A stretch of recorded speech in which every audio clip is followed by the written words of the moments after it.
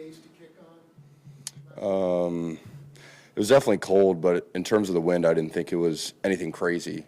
I think Matt commented that might have been the windiest game we've had this season, which is probably true.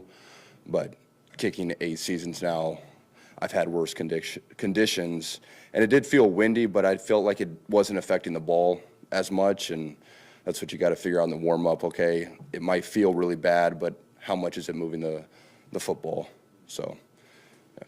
Harrison, with your injury, post-injury, and with your new kicking formula, the way you approach the ball now when you kick, how has that just worked out for you post-injury and just the comfortability with it, with everything, and the stress that's putting on your body? Right. So I didn't have pain, in the knee from kicking with that form, right? So some people have said that form's caused it, but I started doing that at least the entire 2023 season. That was my best season. I didn't have any pain or issues there, and then in 2024, it just kind of popped up on me, and I wonder if it's something that a lot of kickers get just from the torque on that knee. There was at least 2 kickers this year that I talked to, and they're like, yeah, man, I think I got the same thing. Like, I probably need to get it, worked on a little bit. But it's a technique that I feel like has been working for me. When I first started practicing after the surgery, I wasn't sure if I was going to be able to do that. When you get the surgery, you don't have quite the knee flexion, and in order to fall down on that left knee, you're getting into some big flexion there.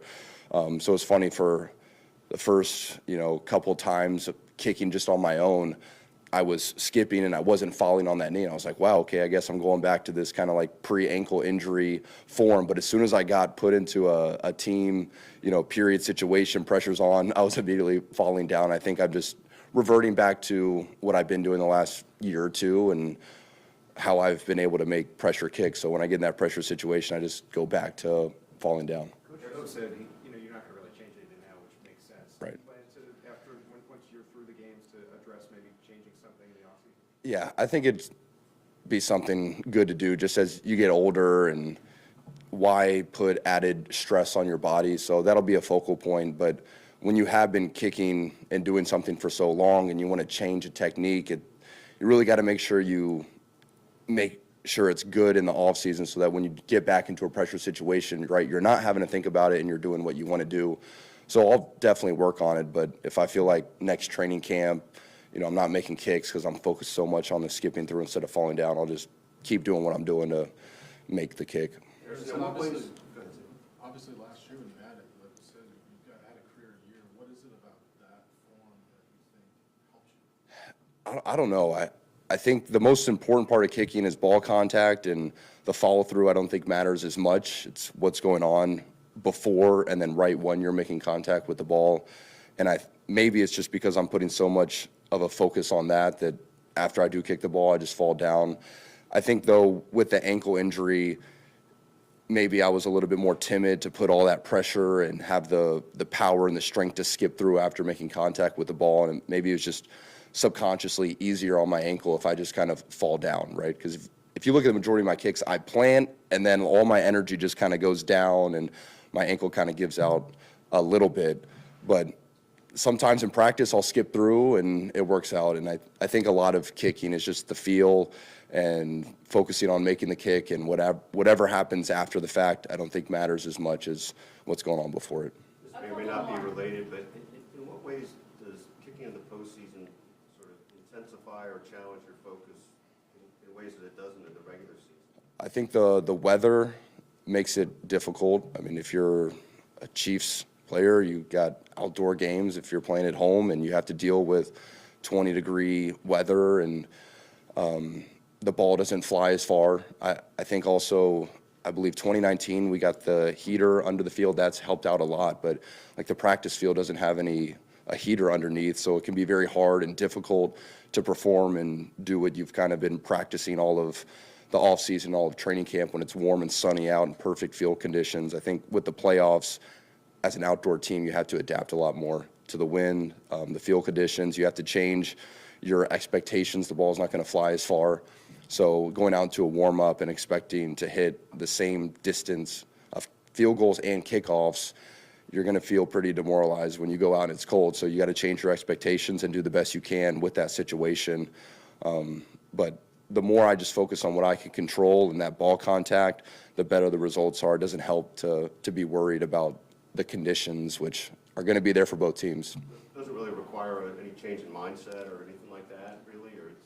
I think the change in mindset is understanding that the weather is going to affect the distance, so not getting too hard on yourself. And it's nice, we had a couple indoor practices, and you go in there and you bang the ball and you're hitting it really far and high, and that's kind of nice to know, okay, you can still hit powerful kicks, and then outdoors it's not going to fly as far, and you got to be confident. That's probably the biggest thing, just being confident no matter the conditions.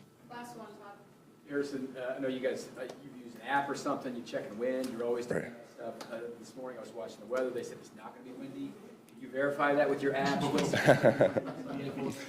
I think I got to pay extra to see that far in advance on my app, but it's normally the day before I'll look. But you can see generally how much wind there's going to be for a game, on an app that you're not paying for, and then as you get closer, you can see exactly what it is.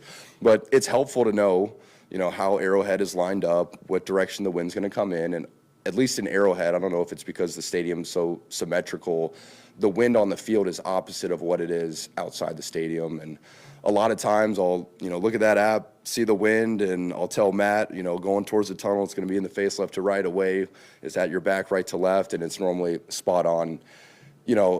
I think I like to be prepared as much as I can, but being prepared the night before for some windy conditions and knowing exactly what the wind's going to do doesn't make that big of a difference.